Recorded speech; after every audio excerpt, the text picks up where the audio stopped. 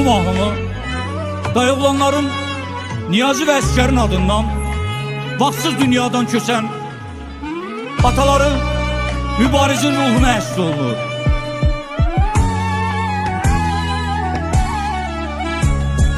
Sən vaxtsız zamansız dünyanı tərk etdin, adınsan var idi mübariz sənin. Atasız dünya heç imiş tərk etdim. Ata çox acı verir qəlbimə sənsizliyi. Atadır övladın hər an arxa dayağı. Sən gedəni sönüb bizim evimizin çırağı. Mübariz ata hər tərəfdə hörmətlə tanınan, xalqını millətini sevən biriydi. Bütün günüm dert qəm içində,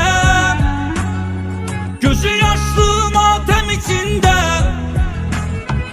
Ata ilə varlıdır o üçün, yox elə bir kəs aləm içində. Niyazi için bu dünya zindandır atası, ömür günü qəm qüssə hicrandır atası. Nə həyat yaşamaq mənasızdır hər şey, oğul nəfəs almağa peşmandır atası. Əskər üçün bu dünya zindandır atası, ömür günü qəm qüssə hicrandır atası. Nə həyat yaşamaq mənasızdır hər şey, oğul nəfəs almağa peşmandır atası. Solub həyatda bağım, solub həyatda bağım, sönübdü şəm çıraq. Zülmət qalıb otağım, sən gedəndən hayatım, sən gedəndən hayatım. Gözlərim həsrət ilə yolun gözləyir, atasız yaşamaq həyatda çətin imiş. Səndən sonra nəfəs almaq, səndən sonra yaşamaq, yoxdur heç nəyin yeri atacan. Atadır övladın hər an arxa dayağı. Sən gedəni sönüb bizim evimizin çırağı. Mübariz ata hər tərəfdə hörmətlə tanınan, xalqını millətini sevən biriydi.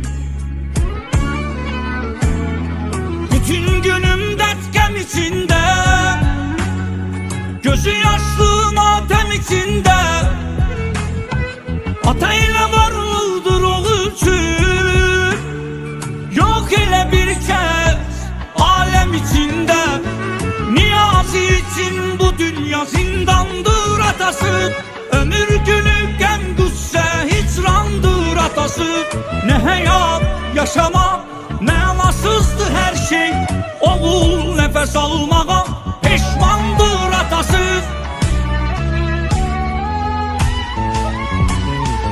Əskər üçün bu dünya zindandır atası, ömür günü qəm qüssə hicrandır atası.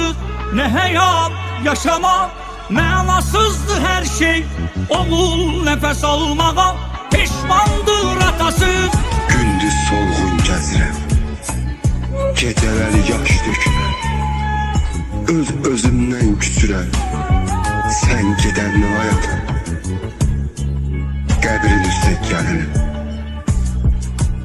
qəbrin üstə gəlirəm, məzarını qucaqlayıb, şəkilini, sən gedəndən hayatım.